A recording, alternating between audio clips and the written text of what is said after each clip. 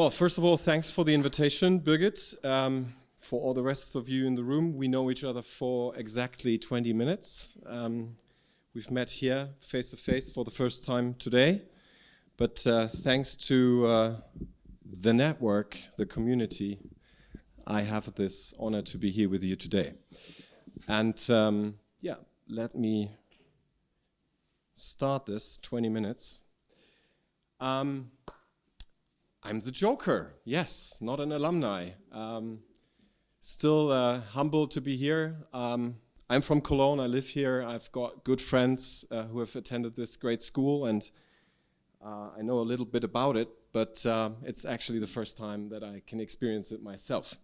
So yeah, the book, it was originally intended to be called Dumb Fucks, and then the publisher in Hamburg said, no, we can't do this. So again, and yeah, I understood my assignment today as an invitation to deliver not pasta or pizza or salad, which you're gonna probably have in a couple of minutes, but some food for thought. And I have the greatest respect for what you do, and I always feel humbled to be in a room with intelligent, creative people, obviously, and I've seen many conferences like this. I've visited 55 countries over the last 20 years. I've conducted roughly 1,500 in-depth interviews with decision makers from various backgrounds, trying to understand what's going on behind this phenomenon that we nowadays call the digital transformation. And what I found is simultaneously very frightening to me, as well as very fascinating and stimulating. And what I'm going to share with you are some rough impulses, some rough ideas about alternative futures that I can imagine and see, always in this very contrast-rich tension field between quite obvious phenomena that we observe today and some more hidden things that we might have to look a little deeper into. And you all remember who initially came up with this description of users as dumb fucks. It was the inventor of the Blue Network, Facebook, Mark Zuckerberg. And hey, this is almost 20 years ago that he said this sentence. Facebook had roughly 2,000 users. Nowadays it has roughly 2.7 billion users, of course, including all the people using WhatsApp and Instagram. And I wonder, with us knowing about the problems and the problematic side of this, giving away our data, giving away so much data actually that we have digital clones of ourselves that I'd even call digital slaves that are traded with on a daily basis. What have we done? And what do we do today? I meet a lot of people who nowadays ask me, how do I use TikTok? And of course I'm interested in TikTok, and it's a fascinating thing, but what I see is more of the same. It's more of the question how to use social media, how to hack growth, how to, I don't know, invent the new design that is even more user-friendly, that gives you an even greater experience. But what I hardly find is people asking why. Why use social media at all? Why grow exponentially your followership, your users, whatever. And this is what I'm going to try to touch with 6 different perspectives. Again, all very much on the surface, but here's the first. Despite the corona crisis and strange people being in very powerful positions like Mr. Trump, I follow geopolitical developments over years, and what I see is a world literally already at war, at cyber war with each others. The American ambassador to Germany, Mr. Grinnell in Berlin, sending the German government a letter telling them, if you use Huawei technology, we're gonna cancel our collaboration on all intelligence services tomorrow. His colleague in London sending the very same letter to the British government. The Chinese government exporting its ID management software not just to its different provinces, but to Venezuela. Not last month, but 2 years ago. So Venezuelans nowadays already run as citizens on Chinese software.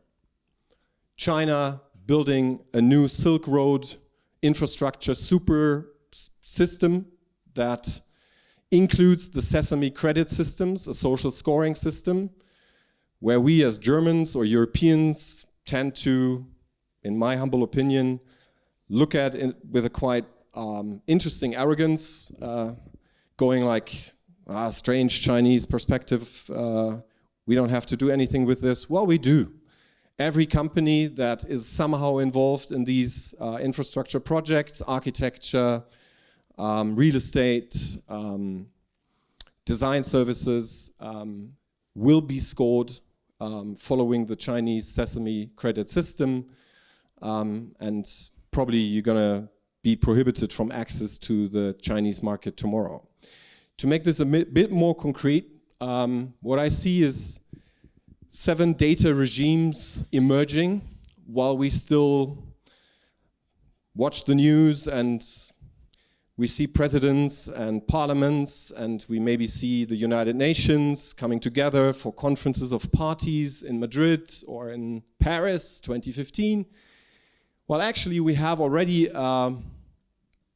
2 systems that carry this little crown here, the US system and the Chinese system, that have both grown to quite a size with roughly 1 billion people here and 2 billion over there, that dominate the world, the digital world, the data world, in a quite impressive extent. For instance, if you look at messenger systems worldwide, there are only 2 left that everyone uses.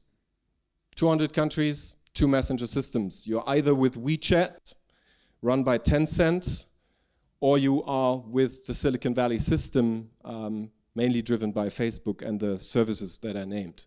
But there are 5 more emerging, a Hispanic one, an Islamic one, a Hindi one, another Asian one, and the Russian one.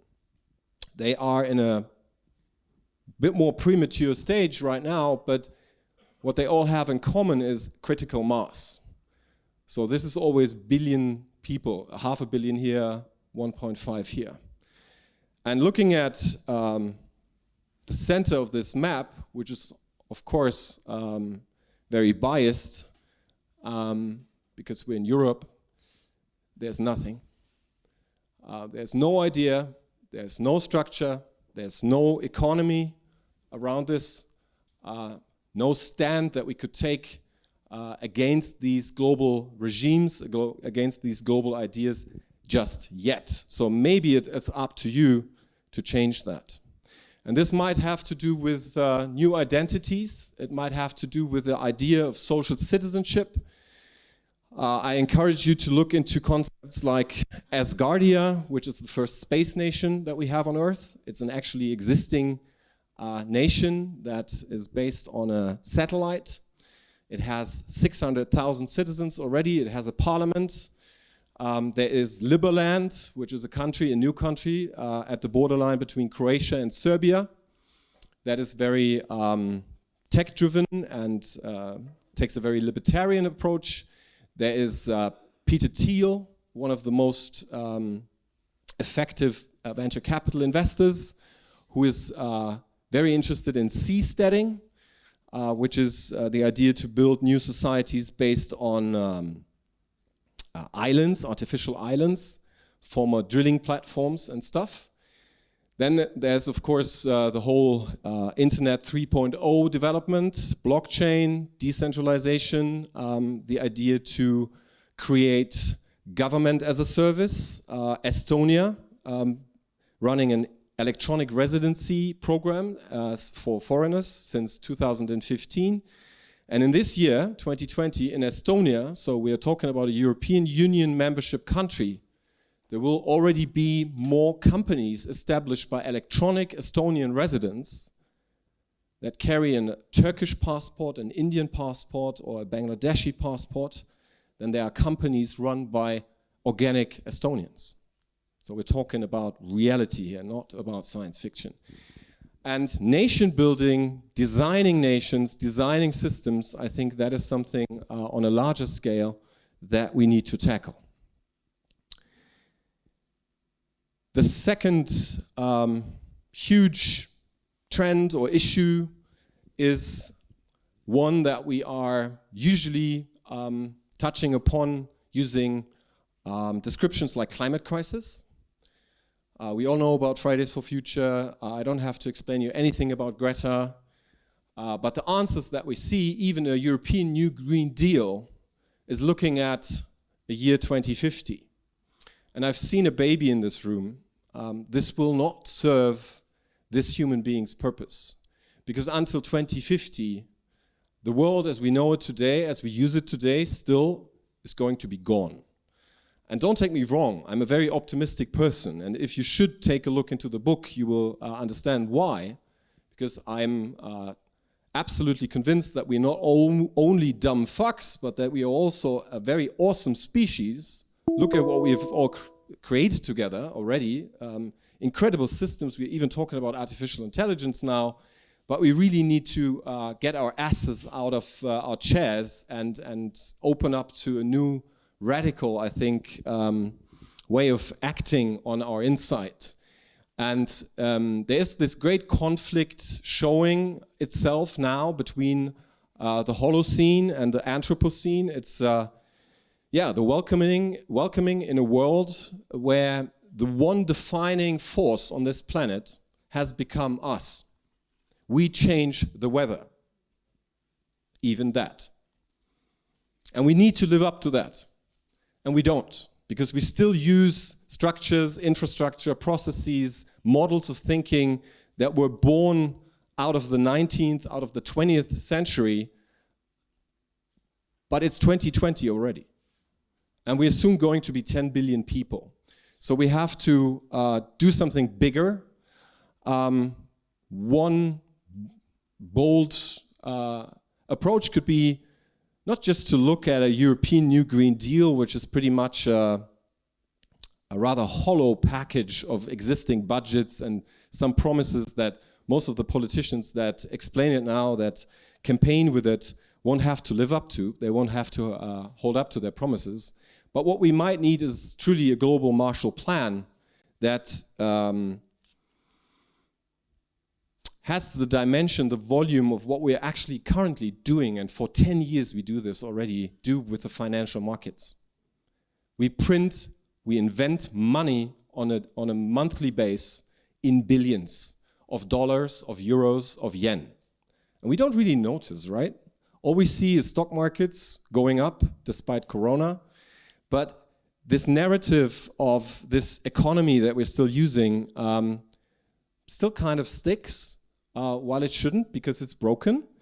And it's interesting what happened in 2008, because overnight, literally, decision makers invented the idea of quantitative easing.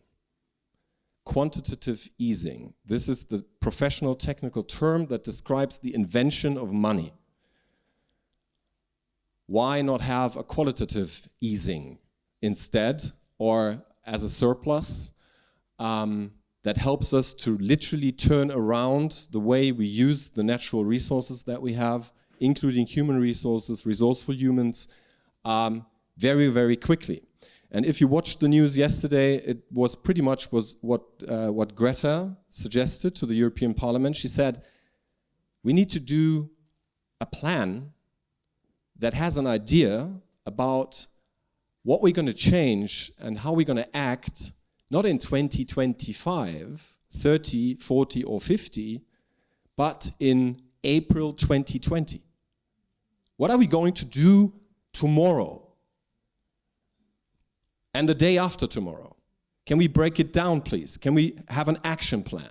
This is not rocket science, and it's not magic as well. Why don't we?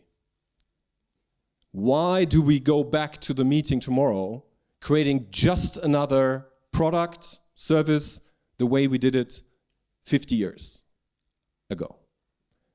What is the legitimation for that? How can you?